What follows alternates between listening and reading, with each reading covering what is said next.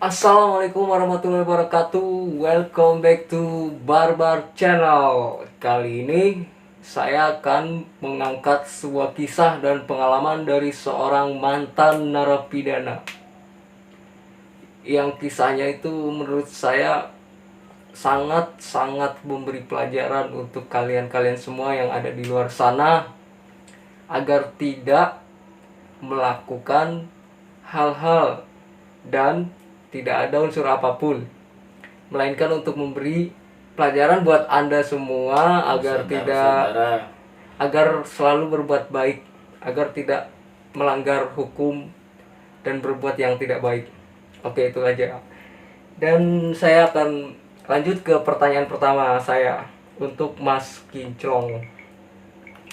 Saya akan beri pertanyaan pertama buat kawan-kawan semua nih, kawan-kawan barbar nih kan. Siap, Mas. Banyak yang penasaran, banyak di luar sana yang belum tahu seperti apa sih kehidupan di dalam tahanan itu kan. Pengalaman dan pertama kali Mas Kinclong menjadi narapidana. Silakan. Assalamualaikum warahmatullahi wabarakatuh. Insya Allah saya bisa jawab dengan baik dan bisa diterima oleh saudara-saudara dan masyarakat yang bisa mendengarkan channel Barbar.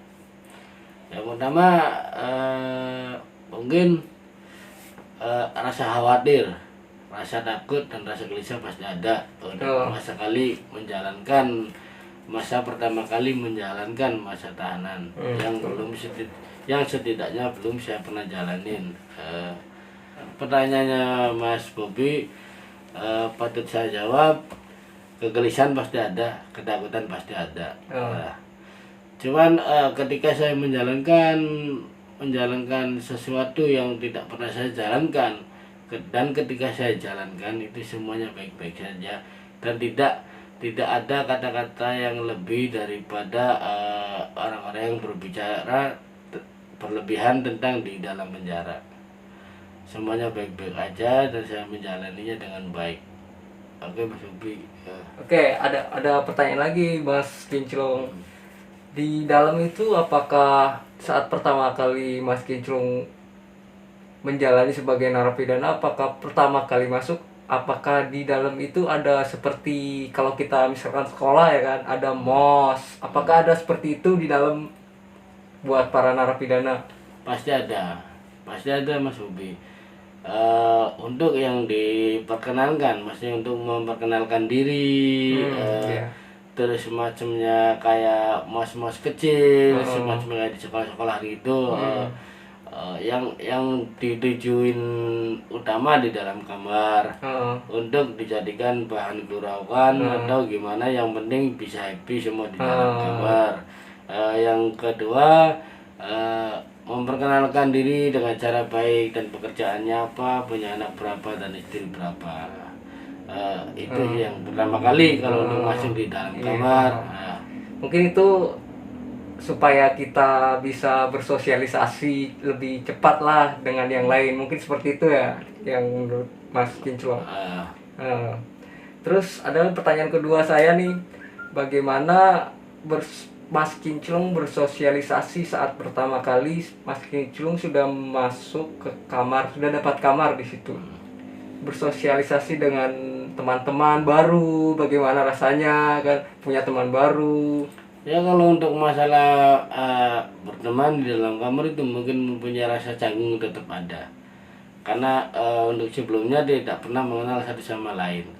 Tapi lambat launnya waktu, setelah kita berbincang-bincang, kita ngobrol, kita canda tawa, jadinya semua itu bukan kawan lagi, seolah-olah kita di situ itu seperti saudara. Seperti saudara.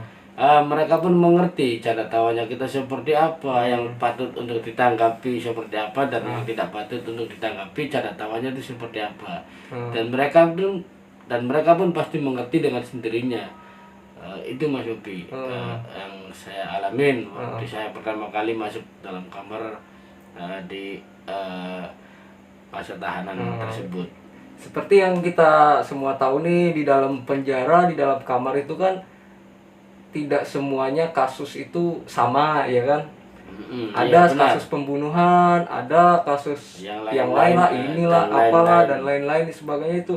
Apakah kamarnya disatuin atau gimana? Silakan jelasin sama kawan-kawan di luar biar tahu. Untuk kawan-kawan yang di luar sana, setidaknya untuk masalah tentang kriminalitas itu tetap disamaratakan.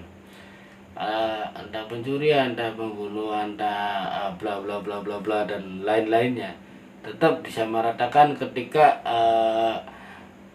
pelanggaran tersebut itu masuk kategori kriminalitas. Oh iya, paham. Yang dibedakan itu hanya sebatas dari narkoba. Oh iya. Narkoba itu mempunyai kamar tersendiri, dan kriminalitas di luar narkoba semuanya disamaratakan dan Berarti dicampur baur.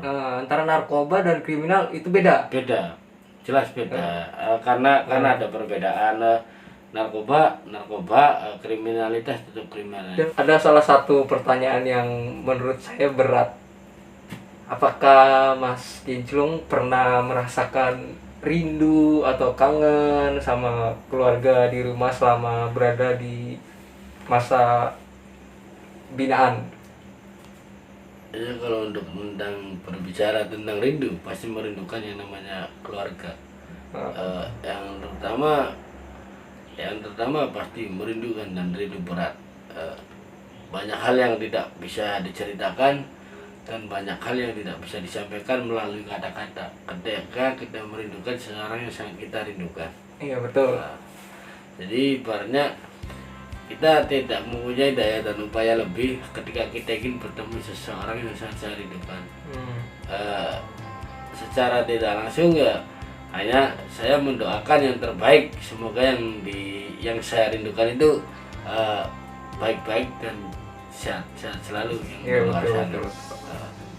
Ya cukup itu aja Mas Bobi yang saya jawab dari pertanyaan Oke. Mas Bobi untuk sekarang ya. Oke, cukup jelas. Dan pertanyaan selanjutnya,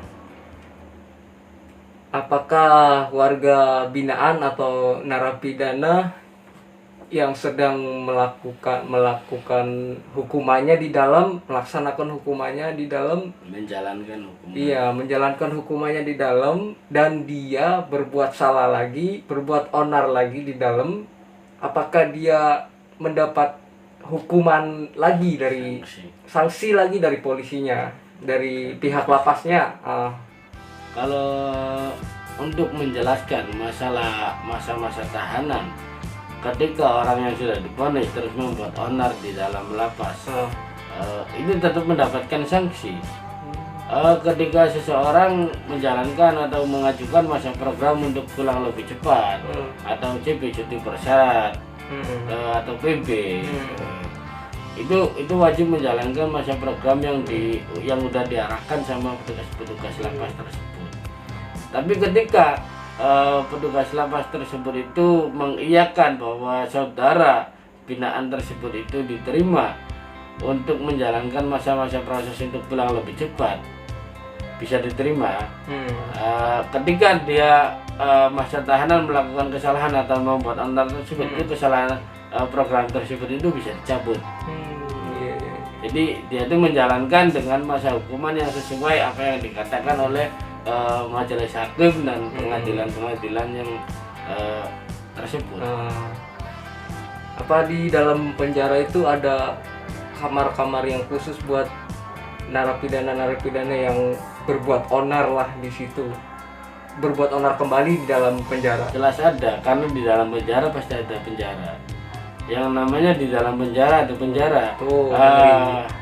Ketika kita ngelakuin kesalahan di luar penjara, kita akan dipenjarakan.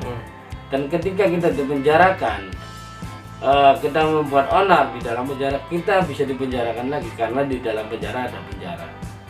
Yang ibaratnya yang namanya sejenis pengasingan atau gimana gitu, sanksi bagi orang-orang yang membuat onar, itu bisa dimasukkan dalam kategori pengasingan. Selama dalam masa pengasingan, itu saudara binaan itu tidak bisa dibesuk atau tidak bisa ditangkap oleh pihak keluarga.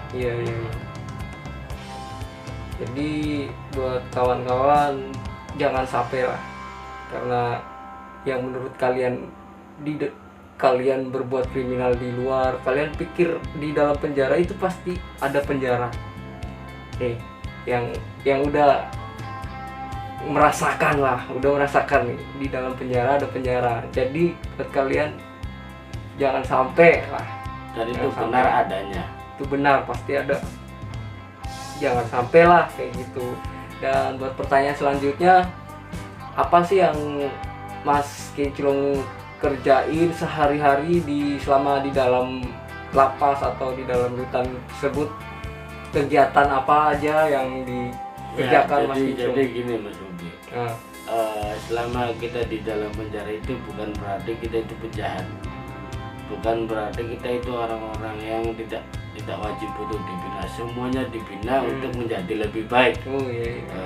Yang namanya dibina menjadi lebih baik itu setidaknya kita tuh mengikuti aturan-aturan para petugas lapas yang ada di situ. Seumpamanya di situ dikategorikan Mas Bobi, di sini itu ada cara-caranya untuk biar bisa mengikuti program.